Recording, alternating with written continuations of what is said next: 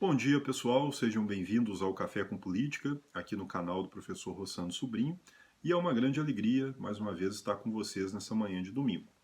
Hoje eu gostaria de fazer aqui um pequeno relato, não é, da experiência que o Brasil viveu há mais de 100 anos durante a pandemia de gripe espanhola, e trazer aqui algumas semelhanças com o momento que a gente vive hoje, né, um momento talvez aí dos mais terríveis que a minha geração pelo menos já presenciou, não é? Que é a pandemia do coronavírus. Bom, o Brasil foi acometido de gripe espanhola, não é? Que era, na verdade, uma pandemia do vírus H1N1, não é? O vírus que circula até hoje, né? Do vírus da influenza, não é? Da gripe. E provavelmente deve ter surgido ali, segundo pesquisas atuais, nos Estados Unidos. E acabou chegando na Europa e se espalhou ali, levado provavelmente por soldados norte-americanos que foram lutar nas trincheiras da Primeira Guerra Mundial, não é? Se espalhou pela Europa toda, não é? E por que ganhou o nome de gripe espanhola?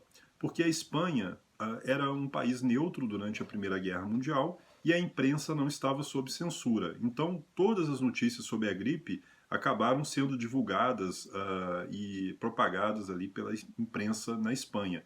Então acabou ganhando aí a alcunha de gripe espanhola, não é? Ou espanhola, né? Como ficou chamada no Brasil também.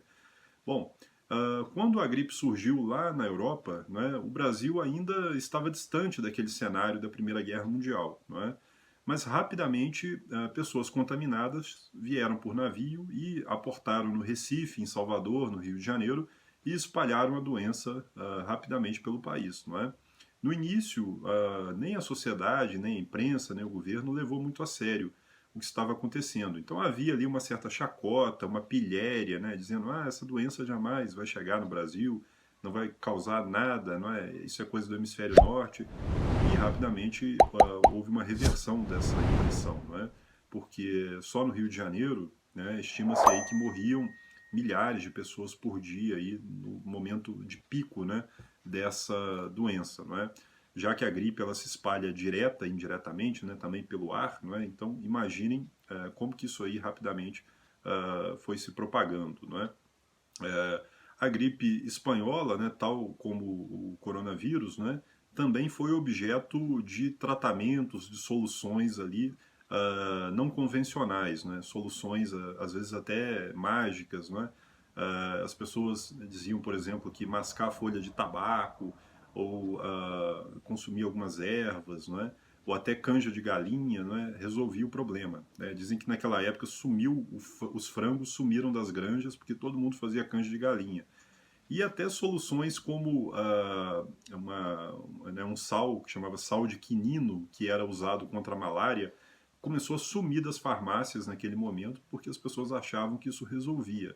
Não resolvia, não é? Mas acabou se espalhando ali e as pessoas começaram a comprar, não é? Tal como a cloroquina hoje, né? Que também não tem eficácia comprovada nenhuma como tratamento precoce, né? Mas as pessoas acabam sendo levadas a isso infelizmente, por falta de informação.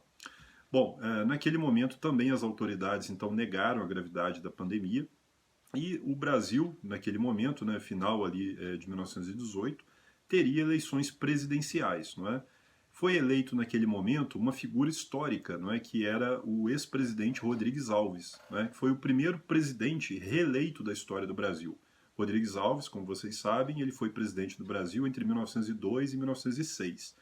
Por que ele foi alçado à presidência naquele momento, né, no momento da gripe espanhola? Porque durante o seu governo, né, 14 anos antes, 16 anos antes, o Brasil tinha conseguido promover uma campanha de saneamento em massa, talvez de forma inédita, não é, na América do Sul, com o saneamento da cidade do Rio de Janeiro, com a promoção de campanha de vacinação contra a febre amarela, né, contra a malária, né, medidas de combate ali a peste bubônica, não é?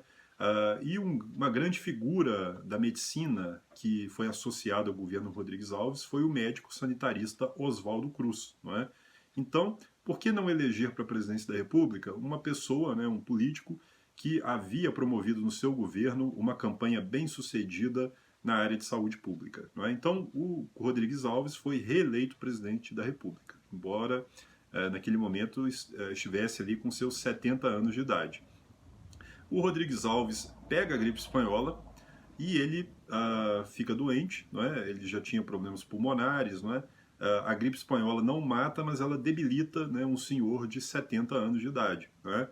Rapidamente ele fica doente e acaba morrendo antes de tomar posse, não é? Na presidência da República. De forma muito semelhante, aliás, ao que aconteceu aqui na cidade de Espera Feliz com o prefeito eleito, né, o Dr. Maurélio, que faleceu de Covid-19, foi acometido de Covid-19 e morreu antes de tomar posse no cargo de prefeito. Né? Então vejam as semelhanças históricas. Bom, então o vice-presidente Delfim Moreira assume a presidência da República. Não é? A Constituição da época dizia que era possível convocar novas eleições. Não é? O vice não completava o mandato do presidente que faleceu, e em 1919 nós tivemos outra eleição presidencial, tal como teremos aqui em Espera Feliz também uma nova eleição para prefeito, para eleger o presidente da República. Não é? E o presidente eleito, na época, foi Epitácio Pessoa. Não é? Então, vejam que durante a pandemia da gripe espanhola, né, entre 1918 e 1920, mais ou menos, o Brasil teve 3 presidentes da República. O presidente Venceslau Braz, né, que foi o presidente que estava durante o momento em que a pandemia chegou ao Brasil, o presidente Delfim Moreira, que era o vice do Rodrigues Alves, né, o presidente não assumiu, eleito não assumiu porque ele morreu de gripe espanhola, e depois Epitácio Pessoa, não é, que completou ali o mandato até 1922. Então vejam as semelhanças históricas interessantes, não é? Negacionismo da pandemia no início, falta de preparo das autoridades governamentais, a população consumindo produtos alternativos, né? Naquele momento sal de quinino, canja de galinha e outras coisas mais, né? Que acabavam não resolvendo, né? E a semelhança aí do quadro político, né? Como que isso pode levar, inclusive, a abalar, não é, a estrutura política de um país pela morte de pessoas por causa de uma doença. Não é? A personagem então mais famosa que morreu de gripe espanhola foi o ex-presidente Rodrigues Alves. Não é? Bom, o que acontece no Brasil naquele momento? Não é? Nós tivemos ali, não havia Ministério da Saúde no país, não havia campanhas como existem hoje, não é? Mas havia ali o Instituto Oswaldo Cruz, não é? Que era uma referência científica na área de vacinação, né, de pesquisas e coisa e tal.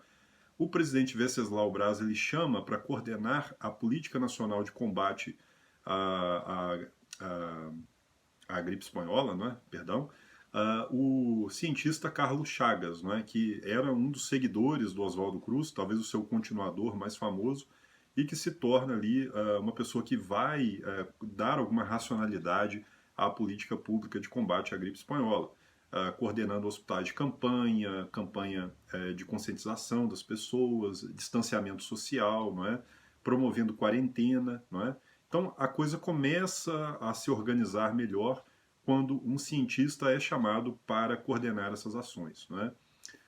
Então, de forma muito semelhante ao que ocorre no Brasil, não é?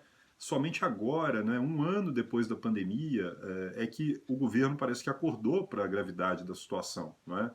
No início havia negacionismo, havia ali uma campanha até de desinformação, não é? De tentativa ali de desacreditar os cientistas. Tivemos a troca do ministro da Saúde 3 vezes durante a pandemia, né? Já é o 4º ministro da Saúde durante a pandemia.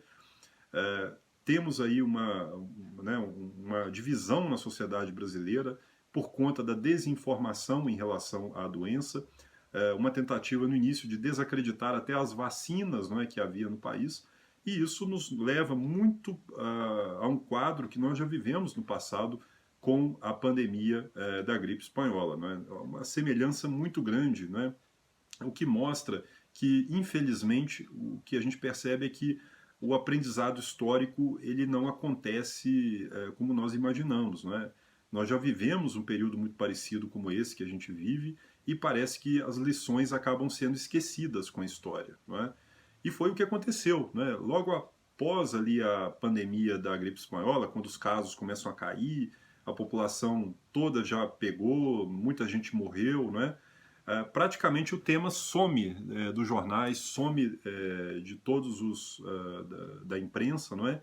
E as pessoas voltam à sua vida normal. Para vocês terem uma ideia, o Carnaval de 1919, não é?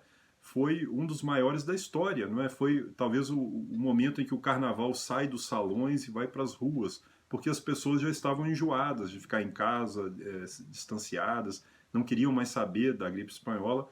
Então ali começa a haver ali a popularização do Carnaval. Vejam só que coisa interessante também, não é?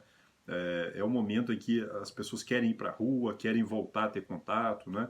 Então vejam que, tal como o momento que nós estamos vivendo, né, o que possivelmente irá acontecer após a pandemia é que as pessoas vão tentar retomar a normalidade e tentar compensar o momento aí de crise, não é, de drama que estão vivendo, não é?